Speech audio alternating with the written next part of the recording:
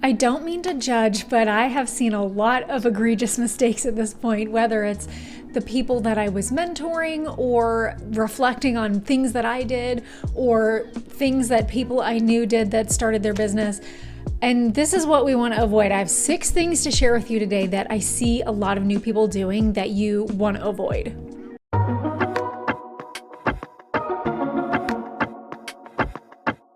Hi guys, I'm Kendall. Welcome to another episode of The Thread. Thank you so much for being here. As you guys know, this is a show where we talk about all of the foundational aspects of starting a fashion brand, the things you do at the very beginning that are so important, the idea stage, the pre-development stage, whatever you want to call it. And today we are talking about the biggest mistakes I've seen people make, and I myself have made probably every mistake on this list. I'm a former mentor for people starting their fashion brands from scratch. I'm a Parsons graduate, and I also had my own sustainable women's wear line for about 7 years. So yeah, I've probably made all these mistakes.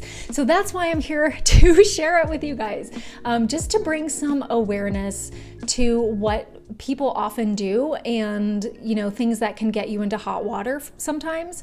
And hopefully you can avoid some of these. Okay, so let's get into my list here. Number 1 is being rude. Okay, I know that no one watching is going to be rude to anyone. And certainly no one's going to be rude on purpose. I don't think usually people are rude on purpose, but okay, for example, I've had people write me so many times throughout like the time that I was, that I had my brand, and they'd be like, okay, where'd you get your fabric? Can I ask you where you got your fabric? Or where do you get your clothes produced? Can you make an introduction for me? And most of the time people would be nice and gracious. They'd follow up with a thank you so much. But sometimes I would share the information with people, or I'd go to the trouble of making an introduction to my factory, and I'd never hear a thank you, and I'd never hear from them again. This is rude. This is something you do not want to do in this industry, because like pretty much any industry, this is built a lot on relationships. It's a lot about who you know. It's a lot about who can help you with what and who you can help with what. I mean, that happens all the time. And the last thing you want to do is be rude or be known as just a person that's not very gracious or generous. Because I was reflecting on this, and I feel like the vast majority of good things that happened to me while I had my business, like getting hooked up with a new factory, was because I knew someone, and because I was friends with someone, and because, I had been generous with them. And so they helped me out with something. This is going to happen to you so often. So I implore you to not just not be rude, but go the extra step. Be generous, be kind, be eternally grateful, because you never know when you're going to need someone's help or when you're going to need a recommendation or something like that.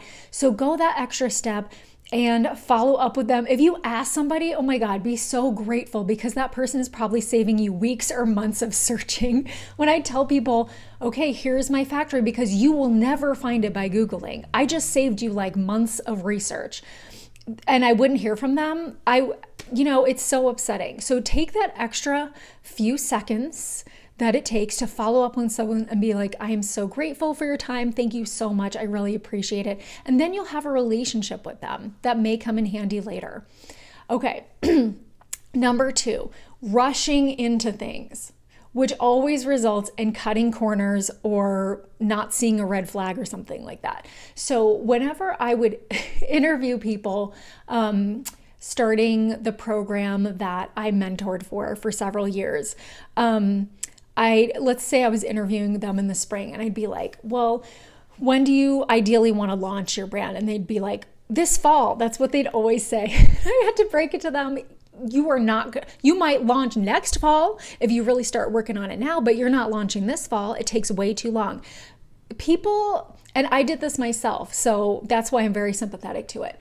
You have this idea and you're like, oh my God, I have to get this out into the world before somebody else does it. There's this rushing, there's this almost panic that a lot of people feel, and you just feel like you're up against the clock for some reason.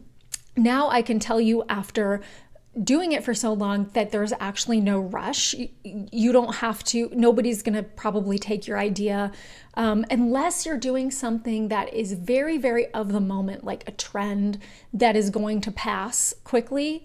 There's really no reason to rush. And if you're doing something that's going to pass quickly, maybe you should consider doing something that would be a little bit long lasting, more long lasting. But really, there's no reason to rush. And when people are rushing, and I have certainly done this myself, you end up cutting corners. You end up being like, okay, well, I got the sample back and the fit isn't perfect, but I really want to launch like right now. So I'm just going to go with it and I'll go fix it later. I did this all the time because I was always, in my first few years anyway, I was always kind of like behind in planning things out in advance. I'm not very good at being an advanced type of thinker. I got better at it later, of course, but so I'd always be like behind and rushing. So you want to plan things out.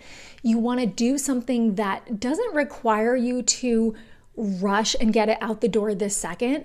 And keep in mind that it does take a long time to launch. I would say honestly, an average of 1.5 years for most people that I mentored. So I think if you go into it kind of knowing that, maybe it's the spring and you're like, okay, my goal is the next fall, and you have like a reasonable timeline. And so you're designing things for the fall and possibly the winter if you don't get to launch by then. And if that doesn't work out, the following spring, that's totally fine to have. I just had a person that I mentored launch, and it's been about 3 years, and he just launched. He did an amazing job. Like the quality, everything is just really perfect because he didn't rush into anything. Okay, so keep that in mind. Number 3, of course, I've talked about this in several episodes, not budgeting, planning, or thinking ahead financially. That's a big one that a lot of us do because we're dreamers, right? We're all a little bit delusional. Anybody that does anything big has to be a little bit delusional, and that is a badge of honor. Okay, that's fine. But it means that most of us are not great at budgeting or strategizing or planning financially. So I would, instead of me talking about all that now, because I've gone into it before, go back and watch my video on how much it really costs to start a fashion brand and be strategic. That's what I'd really recommend. I always tell people I mentor, plan for this next season. Don't just plan for the launch, because you're going to launch and you're going to be like, okay, that's great. Now I'm out of money and I really need to do another season, because that's how this industry works. You always have to be releasing something at least every season, if not a little bit in between those seasons. So think ahead, plan strategically. If you need to wait a while longer to launch your brand because you need to save up more money or you need to have more of a money plan in place, then that's okay too. But be strategic, because that's the biggest thing that will make you just only last through one season, is not budgeting, not planning ahead. Okay, number 4, biggest mistakes I see new people make. Your website looks like shit. This is a thing that will turn people off so fast.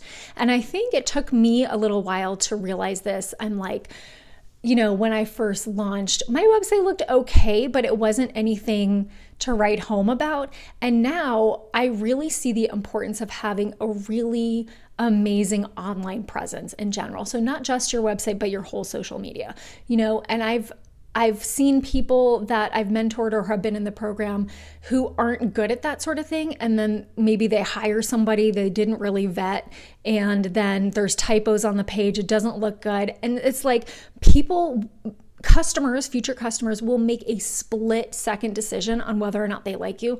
That website needs to be looking good. It needs to be in line with your vision of what you want to convey. You can watch my video on branding. I'll link it up here. And it needs to really send the message that you wanted to send. It cannot look like shit. It cannot look homegrown, because people need to know, and trust you. And nothing will disintegrate trust faster than like, oh, you can't even put a website together. What are these clothes going to be like? So that's another mistake. Number 5, When you're ready to start working with someone, say a pattern maker, sample maker, factory, a big mistake that can be made is not reading reviews ahead of time. Going with somebody that you just found online you got really excited about, or they pitched themselves to you and you don't read all the reviews or anything like that. You don't take the time to delve in. You're just too excited. I've heard bad stories about this. I've heard a lot of bad stories. In fact, this was happening to several people when I was mentoring for this program, that we had to have kind of an emergency workshop about these are the red flags you need to look out for, and you need to do your research and not just go with any old person, because a lot of people either got taken advantage of or their stuff wasn't delivered correctly. So maybe I'll do an episode about red flags to look out for as well in the future. But yes, always go on Google reviews, Yelp, anything you can find, and be open to hearing the negatives as well as the positives. I know you might have thought you found somebody you got excited about, but if there's negative reviews, you really need to listen to that and listen to your gut too. Okay, last mistake I've seen not that many people make, but I have seen a few new people make this, and that's quitting your day job right away. Like I said, we're delusional. We have this fantasy of how it's going to go. But quitting your job right away as soon as you start your business is probably not going to go well unless you have a ton of savings to live off of. Maybe you're incredibly financially savvy and you can quit your job to focus on this full time. That's amazing. But usually that's not the case. And we're like, okay, I'm going to quit my job. I did have somebody I mentored do this, and I'm like, you don't do it yet. Don't quit yet. You want to quit your job. You want to focus on this. And then once you launch, you think you're going to be like a viral sensation. You will have the money coming in. That's not usually the case. And I don't mean to say that to crush your dreams. It will happen eventually. I know it will. But usually the first few years even can be you putting in more money than you're getting out of it. So I just want you to be realistic. That's what I'm here for, because I want to see more independent brands succeed. And yeah, be realistic and be strategic, because I want you guys to be set up for success, right? If you're making all these mistakes, you're not going to be around very long. And I don't want to see that happen. Okay. I went through my Instagram the other day, just cleaning up all the people that I wasn't really following or didn't want to interact with anymore. And so many brands that I used to know, I'd look at their account and it's been inactive after the first season, inactive after the first season. There are reasons, there are legitimate reasons for only lasting one season, of course. Maybe you decided it's not for you, but a lot of times it's because you make a mistake. You use the wrong person. You don't budget or think ahead. Your website looks like crap and you don't get as many customers as you wanted. So that's what I'm here for. And hopefully these ideas or this list gave you some insight into what I see often and what you want to avoid. So be sure to like and subscribe. I will see you guys in my next video. And thank you guys so much for joining me. Leave me a comment down below if you've seen any other mistakes maybe you have made or you've seen someone else make commonly that we should know about. And maybe I'll do a part 2 on this.